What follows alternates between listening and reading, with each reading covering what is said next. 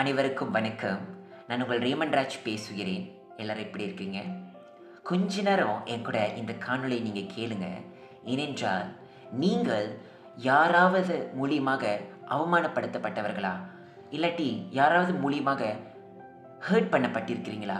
இல்லாட்டி யாராவது மூலியமாக ரொம்ப உடைக்கப்பட்டிருக்கிறீங்களா? உங்களுடைய வெளி அரங்கத்தை மட்டும் பார்த்து ஜட்ஜ் பண்ணவங்க இருக்கிறாங்களா? அவங்களை குறித்து கவலையா இருக்கிறீங்களா? இந்த வீடியோ உங்களுக்காக. நல்ல ஒரு விஷயம் கவனிங்க. மனிதன் என்பவன் மனிதனாக மட்டும்தான் இருக்க முடியும். கடவுள் என்பவர் கடவுளாக மட்டும்தான் இருக்க முடியும். அதனால தான் நான் தினமும் சொல்லுவேன், god is god, god is god, human is human அப்படின்னு சொல்லிட்டு நான் எப்பொழுதுமே சொல்லுவேன். பிரியமானவர்களே, இன்னைக்கு உங்களோடு கூட ஒரு நற்செய்தியை பகிர்ந்து கொள்றதுக்கு நான் வந்திருக்கேன். என்னன்னு பார்த்தீங்களா? பார்த்துட்டு இருக்கிற உங்களில் யாராவது ஒரு ஆள் உங்களுடைய வெளியரங்கத்தை மட்டும் பார்த்து, அதாவது உங்களுடைய ஃபிசிக்கல் அப்பீரன்ஸை மட்டும் பார்த்து ஜட்ஜ் பண்ணுறவங்க இருக்காங்களா? உங்களுடைய சர்க்கிளில் இருக்கிறாங்களா? யாராவது அப்படி உங்களுக்கு விரோதமாக பேசியிருக்காங்களா? இந்த வீடியோ, இந்த காணொளி உங்களுக்காக. மனிதன் மனிதனாக தான் இருக்க முடியும். மனிதன் நம்மளுடைய வெளியரங்கத்தை மட்டும்தான் தெரிஞ்சு வச்சு பேச முடியும். நம்மளுடைய ஃபிசிக்கலை பார்த்து மட்டும்தாங்க பேச முடியும். நம்மளுடைய ஃபிசிக்கல் அப்பீரன்ஸை பார்த்து மட்டும்தாங்க குறை சொல்ல முடியும். ஆனால் நம்மளை படைத்த கடவுள், உங்களையும் என்னையும் படைத்த கடவுள் மனிதனை போல அவர் வெளியரங்கத்தை பார்க்கறது இல்லைங்க. கடவுள் என்பவர் உள்ளத்தை பார்க்குறாரு. அதனால வெளியில் பார்த்தே கமெண்ட் பண்ணுறவங்க, ஃபிசிக்கல் அப்பீரன்ஸை பார்த்து கமெண்ட் பண்ணுற மனிதனை குறித்து யாங்க நீங்கள் உட்காந்து கவலைப்படுறீங்க? எதனால் நீங்கள் உடைந்து போகிறீங்க? எதனால் நீங்கள் ஸ்ட்ரெஸ் ஆகிறீங்க?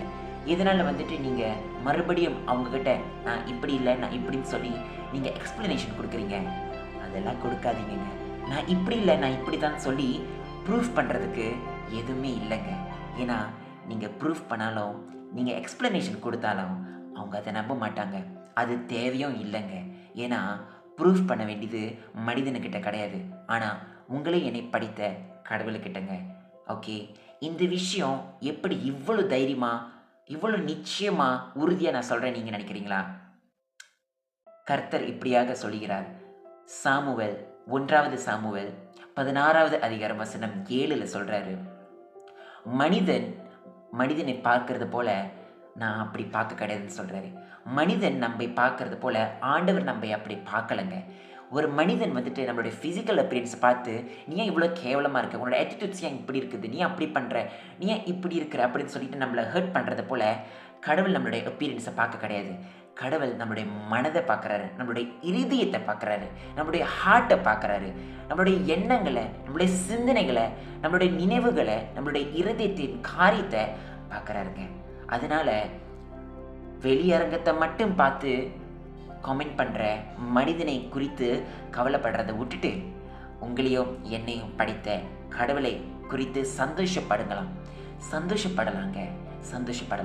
ஏன்னா வெளியரங்கத்தை மட்டும் பார்த்து கமெண்ட் பண்ணிட்டு இருக்கிற மனிதனை குறித்து கவலைப்பட்டுட்டு இருக்கிறத விட, டைம் வேஸ்ட் பண்ணிட்டு இருக்கிறத விட, உங்களையும் என்னையும் படைத்த கடவுளை மட்டும் நோக்கி, அவர் நம்மளுடைய இருதயத்தை தெரிஞ்சவராக இருக்கிறாரு. பரவாயில்ல, யார் வேணாலும் என்னை ஜட்ஜ் பண்ணட்டும், யார் வேணாலும் என்னோட ஃபிசிக்கல் அப்பீரன்ஸ் குறித்து ஜட்ஜ் பண்ணட்டும், பிரச்சனை கிடையாது. ஆனால் என்னை படைத்தது மனிதன் கிடையாது, என்னை படைத்தது கடவுள்.